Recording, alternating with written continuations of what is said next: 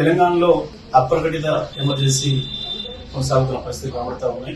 రేవంత్ రెడ్డి నాయకత్వం వచ్చిన కాంగ్రెస్ ప్రభుత్వం ప్రజలకు ఇచ్చిన ఏ హామీని కూడా నెరవేర్చడం చేతగాక, పరిపాలన చేయడం చేతగాక, ప్రజల నుంచి వచ్చే నిరసనల్ని తట్టుకోలేక అన్నిటిపైన నిషేధాలు విధించే పరిస్థితికి వచ్చింది. వాస్తవానికి ప్రజాస్వామ్యంలో ఎక్కడైనా ప్రజల తరఫున పనిచేయడం అనేది పార్టీల యొక్క హక్కు. మరి బీఆర్ఎస్ పార్టీ ఏ కార్యక్రమాలు తీసుకున్నా అడ్డుకోవడం అనేది ప్రభుత్వానికి అలవాటుగా మారింది. ప్రత్యేకించి కేటీఆర్ గారు ఇక్కడ ఏ కార్యక్రమానికి హాజరవుతుండన్నా, కేటీఆర్ గారు ఇక్కడి నుంచి అడుగు బయట పెడుతుండన్నా ఎందుకో రేవంత్ రెడ్డి ప్రభుత్వానికి అంత వణుకుడుతుంది. మరి ఇవాళ రైతులను ఏదైతే మోసం చేసిండో రేవంత్ రెడ్డి, దానికి నిరసనగా రాష్ట్ర వ్యాప్తంగా కూడా రైతులకు తిరుగుబాటు చేస్తున్నారు, నిరసన తెలియజేస్తున్నారు. బీఆర్ఎస్ పార్టీ నాయకత్వం వహించాలని కోరుకుంటున్నారు. ప్రత్యేకించి కేటీఆర్ గారు రావాలని చెప్పి కూడా అన్ని వర్గాల నుంచి విజ్ఞప్తులు వస్తున్నాయి. దాంట్లో భాగంగా ఇవాళ రైతులకు ఏదైతే మోసం చేసిండో రేవంత్ రెడ్డి, రుణమాఫీ విషయంలో కావచ్చు, రైతు భరోసా విషయంలో కావచ్చు, మిగతా అన్ని విషయాలలో మోసం చేస్తున్న విధానానికి నిరసనగా నీళ్ల విషయంలో కూడా ఒకవైపు కృష్ణా గోదావరిలో నీళ్లు ఉండి కూడా నీళ్లు ఇవ్వలేక ఇవాళ పొలాలను ఎండబెడతా ఉన్నాడు.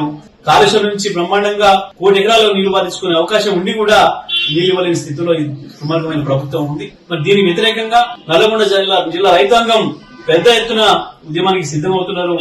వాళ్ళ నిరసన తెలియజేయడానికి ప్రజాస్వామికబద్దంగా బీఆర్ఎస్ పార్టీ కార్యవర్గ అధ్యక్షుడు కేటీఆర్ గారిని ఆహ్వానించి రేపు రైతు ధర్నా నిర్వహించుకోవడానికి అవకాశం ఉంటే అనుమతి అడిగితే పోలీసులు గతంలో ఒకసారి వాయిదా వేసుకోమని అడిగినారు. వాళ్ళ కోరిక మేరకు వాయిదా వేసుకున్నాం. మళ్ళీ వాళ్ళ పనికి మళ్ళీ సాకులు, కుంటి సాకులు చూపిస్తూ మేము ఏర్పాటు చేయలేమని చెప్పి ఇవాళ మేము రిజెక్ట్ చేస్తున్నామని చెప్పి ఇవాళ రేపటి తెలంగాణ ధర్నాను బీఆర్ఎస్ పార్టీ రైతుల తరఫున నిర్వహించే ధర్నా ఏదైతే ఉందో దానికి అనుమతి ఇవ్వకపోవడాన్ని నేను తీవ్రంగా ఖండిస్తా ఉన్నా. ఎట్టి పరిస్థితులలో అనుమతి ఇచ్చి తీరాలి. మా ప్రజాస్వామిక హక్కు. మేము ధర్నా జరిపి తీరుతాం, అందులో సందేహమే లేదు. ఏ పరిస్థితుల్లో కూడా కోర్టు ద్వారా కూడా మాకున్న అవకాశాన్ని మేము వినియోగించుకుంటాం.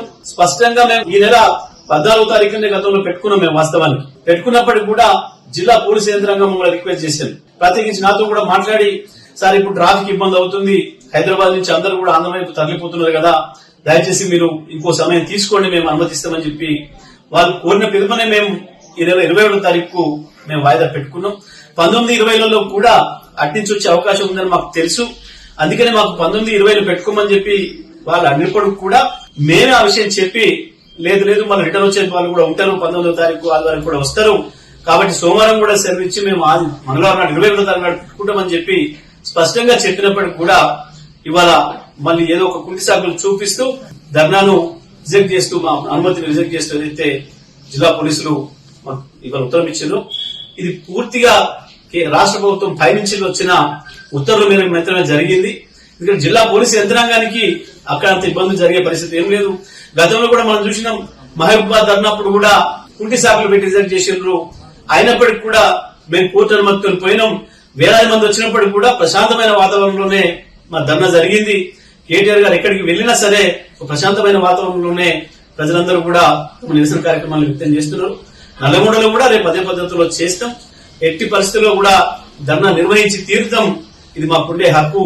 పార్టీగా ప్రజలతో కొట్టాల్సిన బాధ్యత మాకుంది. ఈ రేవంత్ రెడ్డి ప్రభుత్వం ఇప్పుడే ఏడాది కాలానికే భయపడిపోతా ఉంది. వీళ్ళ తిరిగితనం మాకు అర్థమవుతుంది. వీళ్ళ చేతగాని పరిపాలన విధానం మాకు అర్థమైతా ఉంది.